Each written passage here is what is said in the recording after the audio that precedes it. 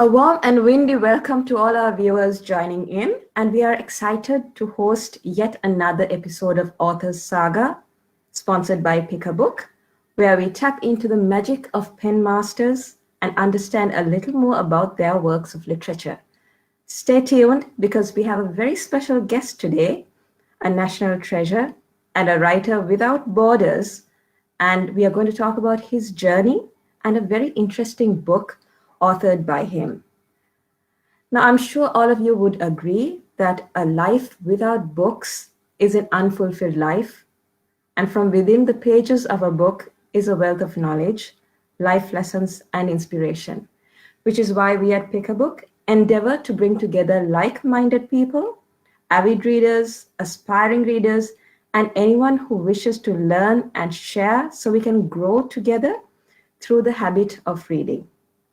Readers at Pick a Book are encouraged to delve deeper into the book so that their in-depth understanding of that book can be shared with others in this amazing social movement. Pick a Book has marked its inspiring presence internationally, including Sri Lanka, India, UK, and also Singapore, with over 1,200 Pick a Book readers in 18 regions and with over 30,000 people inspired. I am privileged to be part of Pick a Book, and I'm sure all our readers love to be part of this amazing Readers Hub. So if you're wondering how you can get, become part of this amazing social movement and this revolution, just follow us on social media. You can log on to www.pickabook.club and you can speak to any of our inspirers. Now back to the program today, and we have a very, very special person, a talented writer, a humanitarian, and a really wonderful person who seeks to empower people everywhere he goes. And Mr. Pramudith Rupasinghe, the author of Bayan, Behind the Eclipse, and many other wonderful books which I am privileged to have read. And of course, his roots in this little pearl island, but now a writer beyond borders and without borders, creating ripples across the world. Pramudith, congratulations on winning the prestigious Golden Aster Book World Literary Prize. And it is an honor to have you here, and I am looking forward to a deep and meaningful conversation and discussion on your book and your journey as an author. Thank you so much for having me here as well.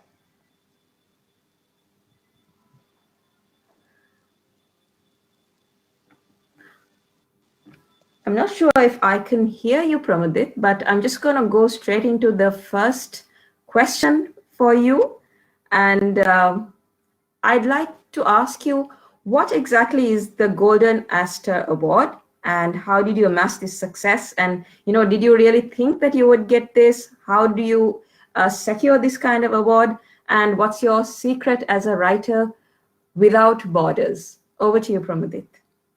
Thank you, Shamina. It's a really very good question for me to dive into the writing as well as to the award. So coming to Golden Aster Book, that's a literary prize given for world literature. That means it's not a prize that is given only for books that are written in English, but that includes Spanish, Italian, Portuguese, and French literature as well. And it's given by Aster Academy based in Rome, Italy. And then if I answer, did I really expect something like that?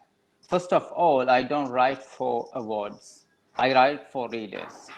And this is the only, that's the very first award my publisher applied for. And here comes, then I got it. And then coming to the next portion of your question about writing without borders. I've been writing stories set in foreign cultures since the very beginning. I think for that I was quoted by Daily Mirror once as writer without borders. And there's no exception when it comes to Bayan, because almost every book of mine been written diverted from the culture that I represent, because I think I love the experience of challenging my own values, customs, comfort zone, familiar ecosystem, my bias especially, and try to inhibit a completely a different universe and write about it.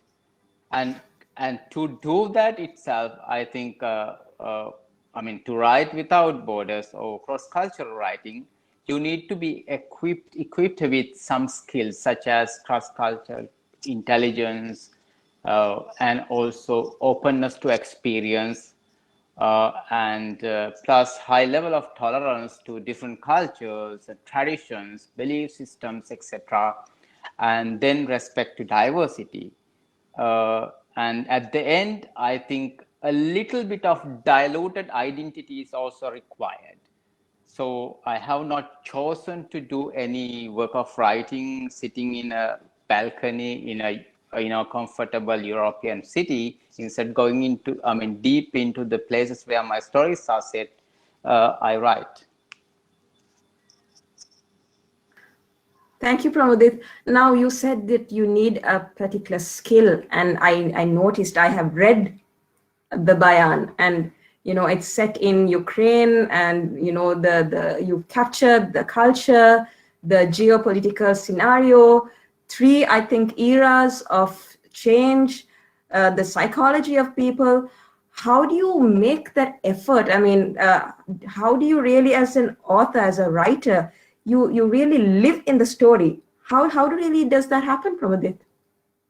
I think when it comes to the cultures and digging deeper into them, what is paramount is, in cross-cultural writing, is that you need to understand the context where your story is set. That means that from the history to the modern time, and also social dynamics, those should be very thoroughly studied. Not only that, the people and the cultures viewed around them, uh, plus the landscape, so on and so forth. Uh, I think that level of understanding you can't get from the books. So you need to be physically present in the places where you set the scenes, or the places where your scenes in the stories are happening. Then you will experience the world you are trying to depict. That is the secret, I think. I am absolutely in awe of that approach, Pramudit, because sometimes even veteran writers, even we as writers, we think of sitting at a computer and just typing words, but I see in all your works you've literally been in that place, and I'm sure in the next book that you're going to put out, you've literally been present in that, and I think that makes the story, that makes your writing, and that makes the purpose even more meaningful. And I think I think for me that's the greatest takeaway for an author. So kudos to you, and thank you so much for taking that approach and sharing that with us. Now, I'm going to go a little deeper into the bayan. It's a Ukrainian musical instrument. So what's the inspiration behind this book, bayan? And I have the bayan with me right now. And you see an old man, an aging man from a completely, another part of the world that we are used to. And you are writing about him. What's the inspiration behind this and the protagonist of this story? I'd love to hear, Pramudith. Actually, in 2015, if I'm not mistaken, because I've been in Ukraine many times. The first time it was 2015, early 2015. I visited Ukraine and lived there for some time. And then I discovered a generation that had grown up in communist system during ex-Soviet Union and forced to grow old in modern democracy. So I thought there was a struggle, real struggle. And I thought that was worth telling the world, because these people of Ivan's generation, they are not only limited to Ukraine, but also, they are living in all the ex-Soviet republics. Soviet Union was a very, it's half the world. Huh? So then Bayan, it's not actually a Ukrainian instrument. It's the Russian name for accordion, but what was known or produced during the Soviet time is not as sophisticated as French accordion. So to play it, you have to really push the buttons hard, and it's very rough and demands a lot of composure and energy. So I use that particular old type or Soviet type bayan as a symbol of Soviet Union. So Ivan playing bayan in modern time itself symbolizes his struggle. And then it comes to Ivan. He's not actually, even though he's a real person I met, but 75% of Ivan in the book is my work, based on the little that he shared or he disclosed. So that's where the fictional element comes. But to make sure that it's a credible piece of art, I always be in the, I choose to go and live in the place where the story is set and mingle with the people who are similar to the characters in the story.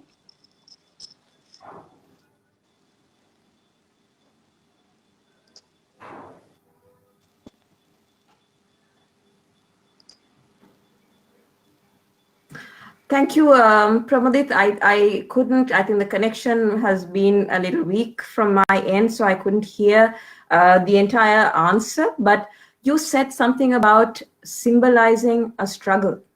And I think, though, even from our conversations later on the book, this struggle, we see it as a struggle, okay? And also, I think the way that the bayan is depicted, the journey that I don't want to get too much into the story, but the journey his daughter had to go to find it, and ultimately what she's left with, the lesson, all of it. Yes, it is a struggle, and it shows that life is not this beautiful and easy walk, but we tend to sympathize with this protagonist Ivan, and we think he's suffering, or we feel sorry for him, this aging man who's not having a great life. He just he doesn't care what people think. He dips his fingers into pickles and eats it with his hands. He doesn't care about etiquette. And he uses dirty bins, and he doesn't really worry too much about all these things. He's very comfortable in that normal life, and he's a real person. And I realized that this book touches on some deep-rooted psychological aspects of humans, and especially the meaning of life when you are aging. And also this is very clearly exemplified in the little things Ivan does, because he doesn't really care what people think anymore. Well, can you shed some light on this? And especially, you have some beautiful psychological, so many different touch points on psychology, which I'll bring a little later also. But just shed some light on this, on the aging process, and aging gracefully, this old man. What do we miss out in our lives as young people? Yeah, exactly. I think most of the fabric of literature are either made out of philosophy or psychology or hybrids.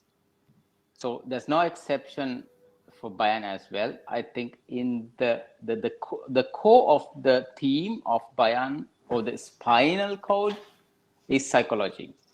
But when you dig deep into that, Bayan is a story with few parallel stories.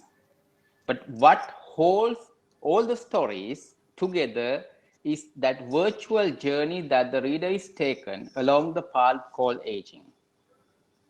And when the reader reads and comes to the end, it becomes an expedition in psychology of aging. That's my experience when I first read Bayan. And then what happens?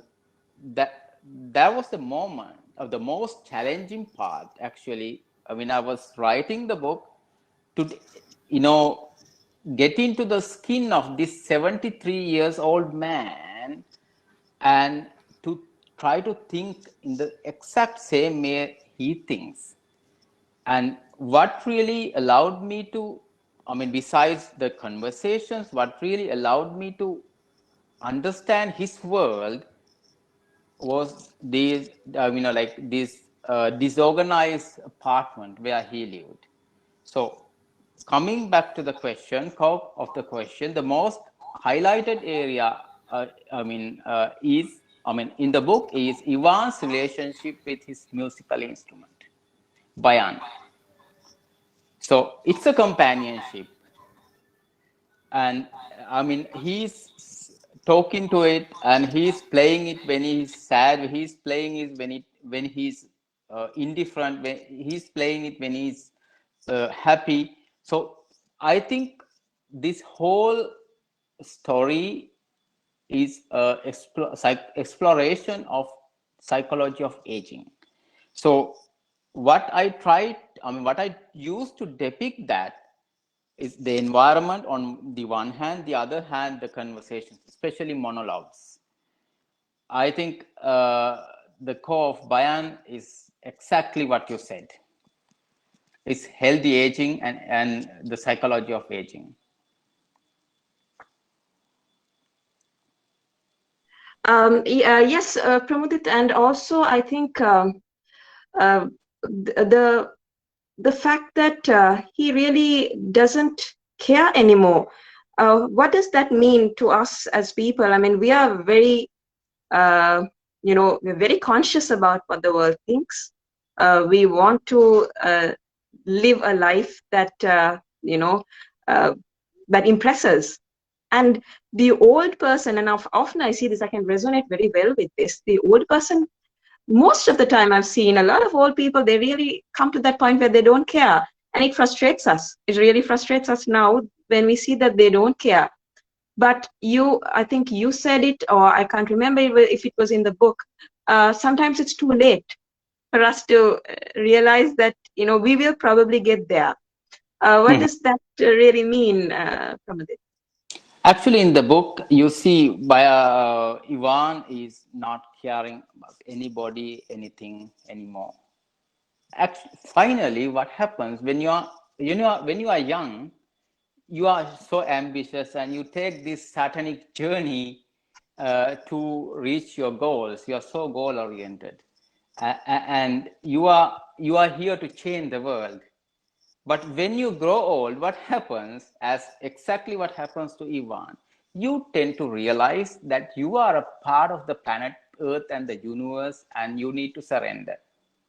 And in that mindset, you are not living for others. You are not going to change the world, but you have really understood the rules preset in the world where you have been born.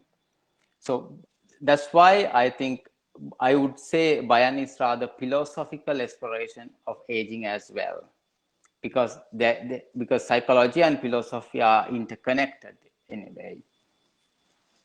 What made you interested in writing this story in the first place, Pramudit? This is a very different perspective. You're a young person.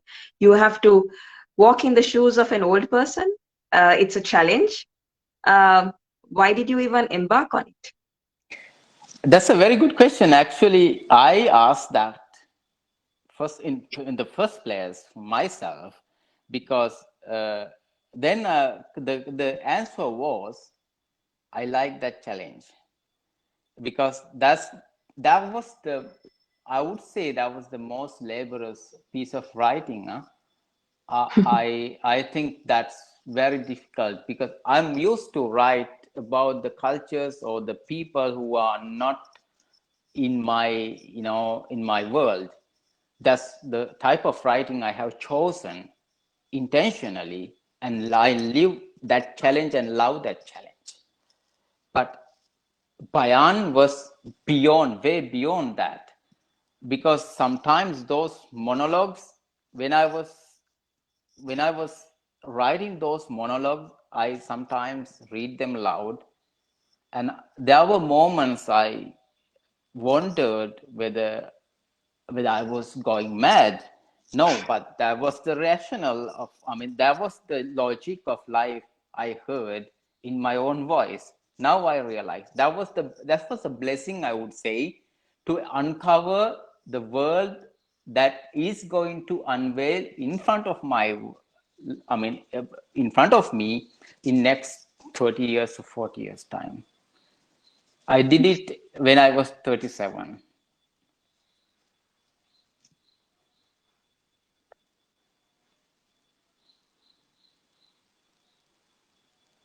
And Pramudit, I'm curious to know, how long did you take to write this book?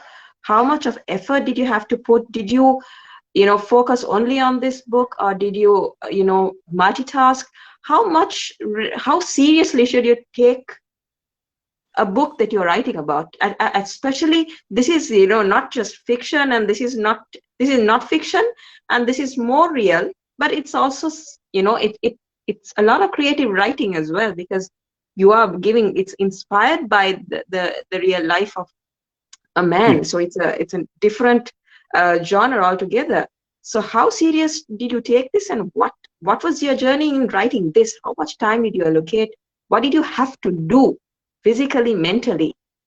Did you want to give up? Well, first of all, this is one of the books that I mean, I think this is one of the books that I wrote during a very short span of time compared to the other books that I have written. For example, for Girl Who Snatched the Moon, I took 4 years to write and finish the book. Uh, I think for Bayan, it was only 18 months, but 18 months of intense work because of the fact that I was afraid that if I give myself a break, I would forget it. Because it was such a quest, I would say, because, I could not really take a break for one day and restart from the place where like start from the place where I stopped, because I really thought that I wanted to keep this conversation going. Otherwise, I would not be able to depict the exact thing that I wanted to do. So I think that was I mean, in terms of time, that's 18 months, I would say, I mean, to finish my part. And then writing journey, it was very challenging because I started in when I was in Ukraine, and I made few trips, I think 3 or 4 trips to Ukraine during the time when I was writing. And then I had to go to northern Rakhine state, and that was the place where, there were no connections, nothing. And but that utmost isolation, I think it was a blessing. Uh, and But I had blocks, yes. Once or twice, I had situations where I mean I would sit for 5 hours, emptying 7 to 10 cups of coffee and start getting palpitations, but nothing comes out.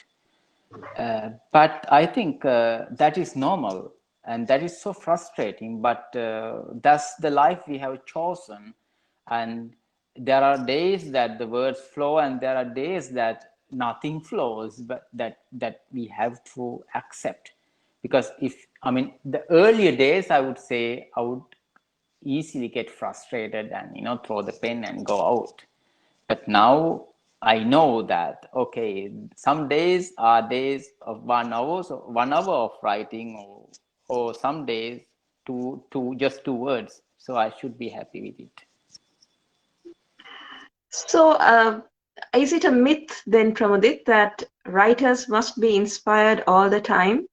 What happens when we are not inspired to write? I mean, does it bring out the best in us, or do we force inspiration? How do we, you know, break that? I think that, there is always a middle path, because when you are so young, you have this energy, and then you try to push so much. But art doesn't come that way. I think you have to first, relax, and then allow yourself, your mind to be clear. And unless you understand this process should be done that way, and you start pushing, and I don't think that you will be able to reach your fullest potential. And then we all are human. At the end of the day, there's a limit that you can push. I think first of all, the thing of paramount importance as a writer is to explore oneself and understand oneself. Because unless you have not done that, I think you will force yourself to the wall. That's not right. It's not something that you have to, like endure, endure suffering or pain to write something. I don't think that's the case. And then when it comes to inspiration, yeah, when inspiration is I'd say that's, when you are relaxed and your mind is light, that comes naturally. Treat yourself light. So that's the most important thing, I think. Awesome. Thank you so much, Pramudit. I noticed something about you, and since I know you, and I mean, I know you as a person, and I think the world knows you as an author, and you are also a humanitarian. But something I've noticed a distinct quality about you, you make sure that you're in the place where you're writing about. You're very much involved in it. You are part of that story, literally. Do you think if you are not there, or if someone is going to write about something and they're not coming from that place, you think that could not produce a great piece? Shamina, I think that depends largely on what kind of things you write. So my pieces of writing, mostly they are on very sensitive issues, and those issues are razor blade sharp. I cannot take the second chance or a chance. I cannot afford taking a chance, because it not only involves my reputation, but it involves hundreds, thousands of lives that are very vulnerable. I cannot play. So my type of writing, for sure, I have to be the first witness. I mean, it should be first-handed. I have to extract the right thing, not the narratives that are flying here and there, because it's the trend, huh? But and then if you choose things which are less sensitive, I think the knowledge is everywhere today. But I would say it's good to be there and do it. Then you will see the real, the life and the dynamics and the like the vibrations of society, and everything that you should really bring to the surface through your piece of writing. So it's always good to be there, but then again, first of all, it involves a lot of money, huh? Much more than what you would spend if you self-publish. But as traditionally published authors, we don't really, look at that aspect. But again, to go and explore, stay with the people, in a different part. I mean, the other end of the world, and also involves a lot of money, and also there are places where you really cannot get in, so it involves connections. So I think it's a very challenging process But if you can do that, it's very good. Awesome. And I'd like to know, I'm going to ask you two questions. You said it involves a lot of effort and even money, and of course, time, because you're dedicating a lot of your time. I want to know what's the satisfaction you get out of it. That's one question. And have you ever thought of writing complete fiction? You know, these are all inspired by real incidents, but why not? Why just this? And have you thought of complete fiction? Well, the first thing in satisfaction is that you are creating a piece of art which is more credible, and you can straight away you can respond. I mean, you can respond to anybody who asks a question about that because you know it, right? Number two, I think again linked to the same satisfaction. I think exploring cultures has become a part of life with me. I love exploring the cultures, and they have transformed me a lot.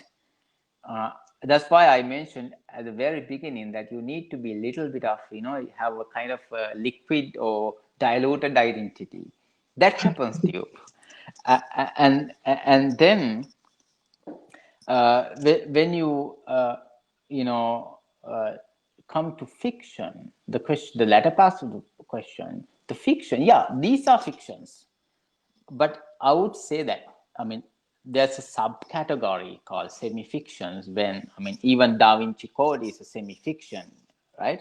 So, but most of us, we take it as a fiction. So I would call them fictions. And I mean, when you go to a bookshop or in a bookstore, definitely they are under fictions. So complete fictions, I think I would not allow I would not really sit somewhere disconnected from the place where my characters live and try to write something. Unless I don't know, I don't even imagine that. Because I want to see the world's realities and then depict them in with a literal touch. And then I call it a fiction, and they are fictions, definitely, because none of my characters, I mean, I have not disclosed anybody's information, and then all these incidents are mostly fictional, but very much, similar to the incidents that are really happening. So by default, in that way, the books are fictions. I completely understand. Now I'm going to just go back into the book, the Bayan. Uh, this man, he has a love of his life. He has a wife at some point, and he has two daughters. So the book talks of different forms of love, and also the imperfections of, I mean, you've depicted very real people, a very real woman who is, unhappy and, neggy, and she feels that she's not loved by Ivan, the main character, but he loves her so much. His daughters are from two different women and from two different relationships, and also he is a man who loves from far. He's loving his daughter from far. He doesn't really have access to her all the time. What are your thoughts on this? What is this message? What do you think about this from a psychological, from a human perspective, from the perspective of wanting to be loved? Actually, Shamina, what really, I think first of all, we cannot talk about life without talking about love. And literature by nature is an exploration of diverse chemical substances of human feelings and emotions. And love is not an exception. So, and the more multiplex the character is, more feelings are involved in its build, like Ivan. So Ivan is the father of two daughters, as you said correctly. So parental love is there, but then his psychological contract with his ex-wife, and then Nadia, with whom he fathered Olga, the daughter who comes at last in the last latter part of the book, are the key determinants of chemical composition that differentiate the color, smell, heat, thickness, or whatever put in that love he offers to each one of those daughters. And then those themselves are very dynamic, because nothing is static in life. And then, I mean, love for nature, the trees, the sky, snow, you name, whatever they are there. And that is the love that does not pinch his heart. Third form is very complex when it comes to this bayan, the musical instrument, Ivan's companionship with bayan. I mean, the non-judgmental companion with whom he's saying anything and everything. So Bayan explores the chemistry, dynamic, and multifaceted nature of love. Basically, in life, I mean, as I said, basically in life, nothing is static. And Does Bayan this has no, yeah. does this mean, Pramudith, I may be wrong, somewhere down the line that we are all alone and we have that companion that could be, something like an instrument, a lifeless object, might be our only companion. Is that what the book is telling us? Yeah, definitely. I was really, I'm actually going to tap into that. So that companionship with Bayan actually is an inanimate object. It doesn't judge him. It doesn't say anything as feedbacks. Nothing negative, nothing positive. Just listen to him. And it's his voice. When he plays it, when he's sad, his melody is sad. And when he plays, when he is happy, it's a happy melody. And sometimes he plays it when he's indifferent. So when everybody leaves home, your daughters, your children, okay? And when you are alone, that loneliness, I mean, the way you cope with the loneliness can be, I mean, the last resort can be something inanimate. But that is, I mean, I don't really say that is inferior to a relationship or a companionship a human being would have with another human being. It's an absolute equal relationship. So that is one of the key elements.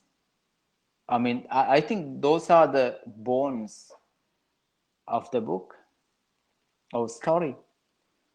And then it reflects on the process of aging. I mean, I can take you back to this teledrama in Sri Lanka, Gire, that has a similar thing.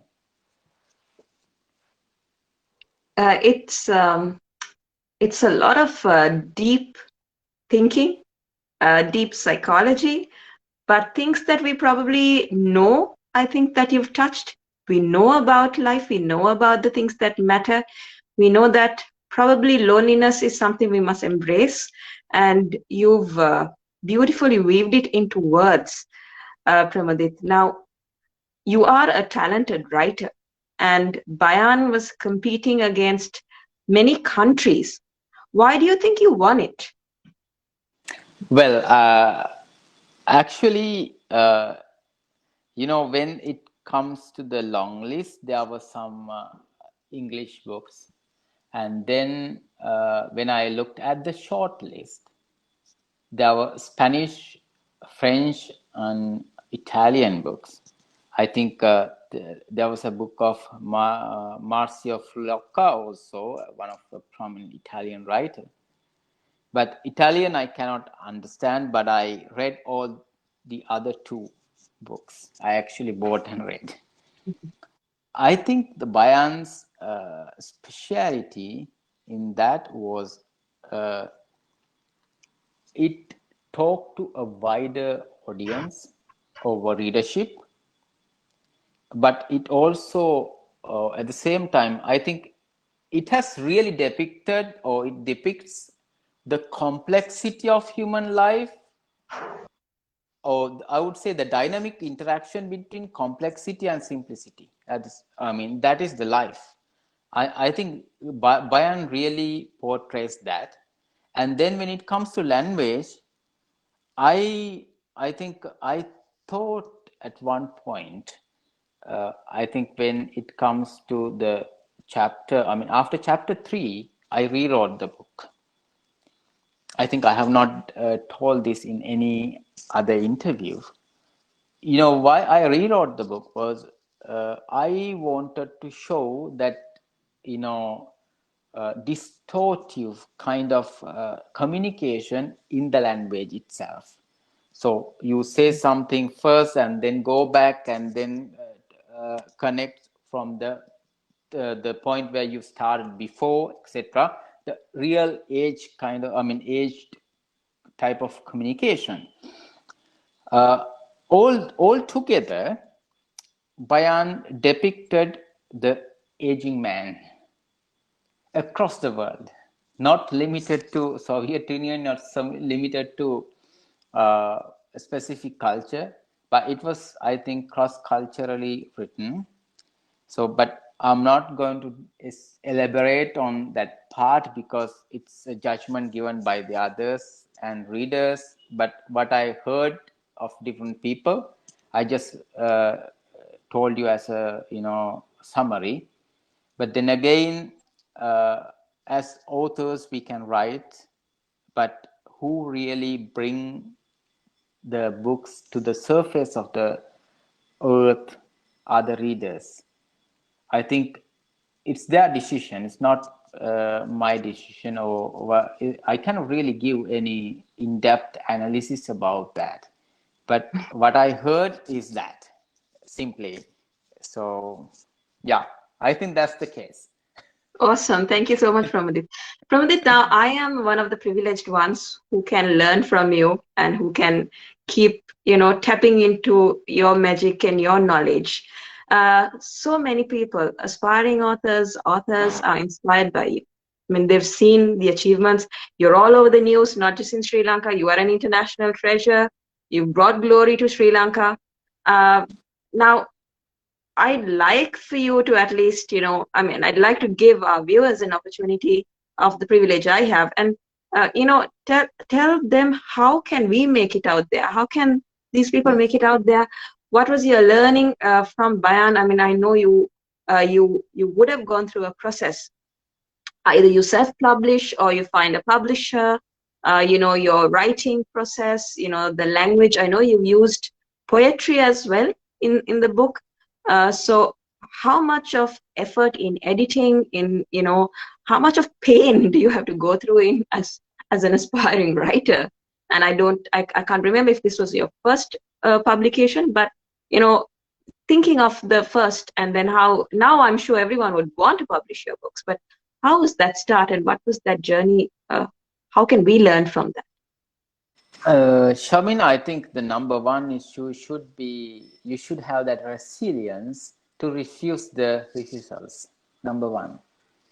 And I think rather, I mean, if you are really confident of what you are writing, don't try self-publishing, because you really, have a lot of privileges being a traditionally published author, especially the awards and then getting featured in different magazines, recognized magazines, as well as then, I mean, I think you also, I'm not really sure whether in Sri Lanka you have a lot of those magazines, not even a dozen, but out there, across this, this salty ring of water around our island, there are a lot.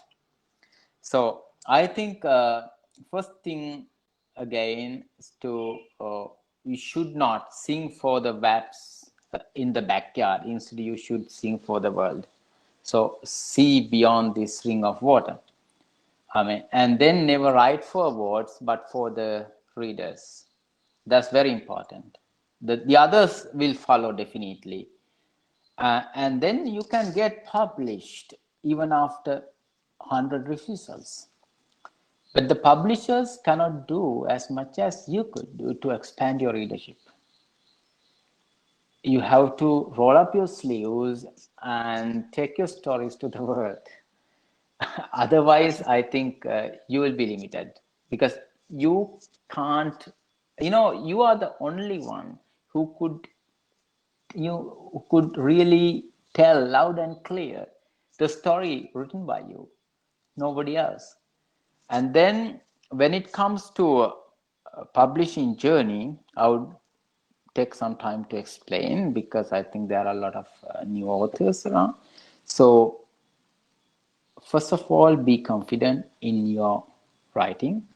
And then my experience is, once I finish writing, it's cross-culturally tested. That means there's a pool of people from different parts of the world read my story as beta readers, and they give inputs in different layers, like first round, second round, third round, probably we go until seventh round sometimes. And then I also read with intervals. First of all, I write it, and I do the editing, in my limits. I don't really do much after the third round or fourth round. But then I take a break while the beta readers read my book and they come back with their inputs. I read, like, after 2-3 weeks of the last piece of writing I did, and because that disconnection is very important. And then I try to incorporate the relevant inputs of the beta readers, not everything. And then I go another round. So for my new book, I think I have gone so far 4 rounds, and there will be 3 or 4 more rounds. Get your stories read by as much as, many people possible, so that you will get different views from them. I think that is very important. And also, if you are writing in English, get people from different part of the world if you can. That is very important, because English is not a language today that that existed 20 years ago, and somebody would say that English and English with mistakes, because it has gone to a very epic level that Pidgin English in Nigeria is spoken by more than 160 million people, and it's self language. And that of Liberia is Liberian English that doesn't even sound like English. So it's an international language. So I think you really have to get all the people involved if possible. I think that was so insightful, and I'm so glad you shared that knowledge with the audience. And thank you so much. We tend to forget the process, and we sometimes think it's very easy, to write a book and then expect it to go out there. But I love the fact that you said, roll up your sleeves and, get ready to work hard. And Pramudith, another thing, I know you empower a lot of people, okay, and you want people to go out there and shine. What's your vision for authors, especially from the, let's say, the less developed nations and the ones with less opportunities?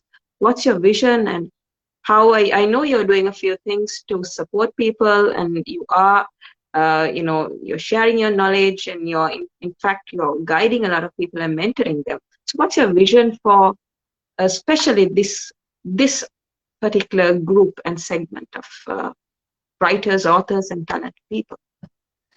Okay. So first of all, I will come to Sri Lanka, where my country of origin.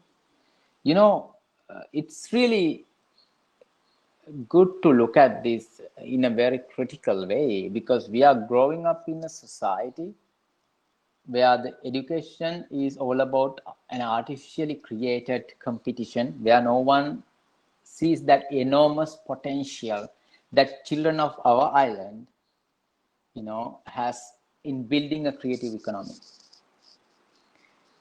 And we have to realize that, first of all, I'm telling to especially to those parents out there, we don't not need, we don't really have so many literary one, and we really, uh, we as an island of 23 million population don't even have one literary agency which is fully functional, like that the ones in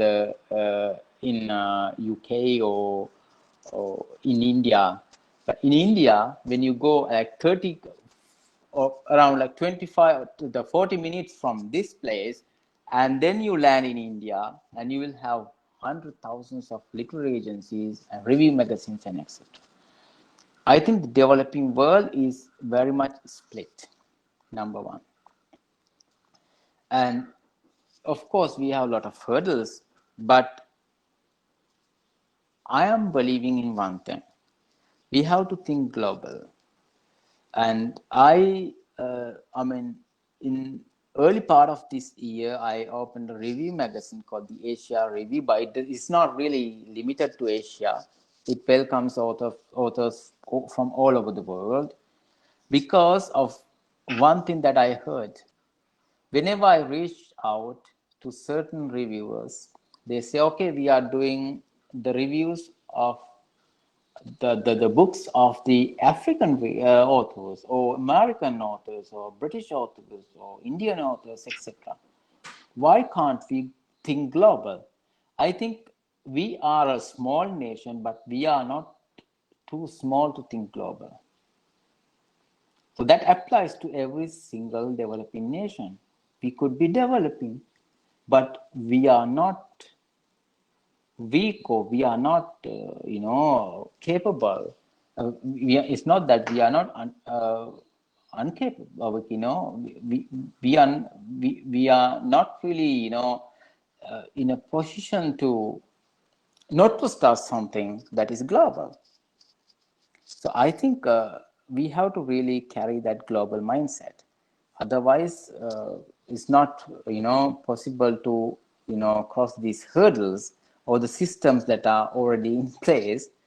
I think that's the paramount. I mean, it's of paramount importance. I thank you for that, Pramudith, because the Asian Review is actually a stepping stone, and I do hope audience would take advantage of it, because when your book is reviewed, I believe it is for fiction, and when your book is reviewed, it gives it more visibility. And the fact that you've set this up for authors from different nations, irrespective of where they come from, is actually giving us an equal opportunity to stand out or to be seen out there. So I think that's a great step in the direction of improving literature, and developing authors from countries that may not get that chance. Now, Pramudith, we are in the last 4 minutes, and I know you've written a few other books as well, and I know you have some exciting things in store for the audience. I believe your best is probably yet to come. What do you have to say about the past and the future? Now, we have talked about the present. What about the other books and also your future? Actually, the very first book that I wrote was Footprints in Obscurity. That was my journey across 29 countries across Africa, and exploring different cultures and practices, etc., etc. That involves also some interviews with warlords and people who have been tortured.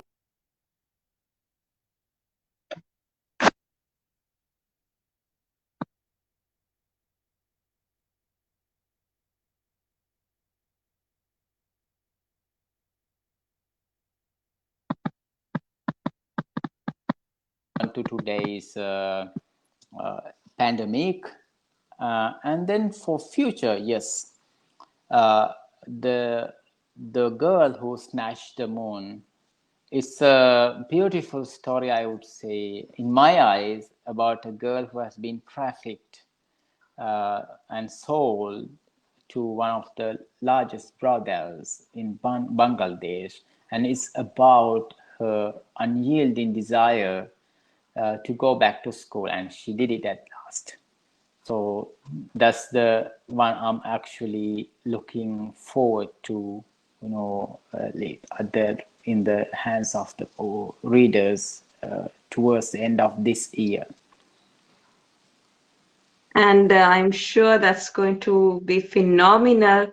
It's going to revolutionize the industry, and I know it's going to. You are a bold writer, and I must say that you are a bold writer. Want to just tell us why you are such a bold writer, Pramudith? I don't write to please. I think that's it. I think the fact that you write for your audience and you write with a strong meaning and a message that you want to take out there makes it all the more worthwhile. Pramudith, it has been great to have you here. We are very, very proud of you as Sri Lankans, and I'm sure the world admires your work, and many people in the world. I think you are a voice for the voiceless. You are a protagonist in your own self for different people, irrespective of geographies, color, creed, irrespective of religion, in fact. And you even in some of your books, you beautifully mastered even religion, so that you don't create any dissonance in the reader's mind or those who of that faith. So it shows how much of detail as a writer you must go into, how much effort you must put in, and how much you must really live in the story. So if you're writing, it must be your life, and it must be coming from the depth of your heart. So thank you so much for being on this program. Thank you so much for your support for Pick a Book and for readers, writers alike, and those who would, revel in the world of literature.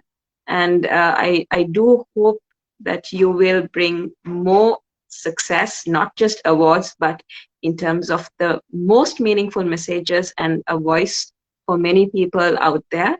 And thank you so much for being here. And to our audience, we have been in discussion with Mr. Pramudith Rupasinghe, the author of Bayan, which has won the Global Astor Award, the Literary Award. And he is an internationally published novelist and author. And he's written many other books set in different countries and settings, from Behind the Eclipse and Footprints in Obscurity. And in future, we will have one from Bangladesh, set in Bangladesh, which is The Girl Who Snatched the Moon, which is going to be yet another, I'm sure, bestseller. And just like many of his books, will sell millions of copies. Please be part of Pick a Book, and you will get to meet and learn from such amazing people as you grow in this journey as readers of Pick a Book. And that's all we have for you today. Thank you so much. Have a great day. Stay safe and keep reading. Thank you.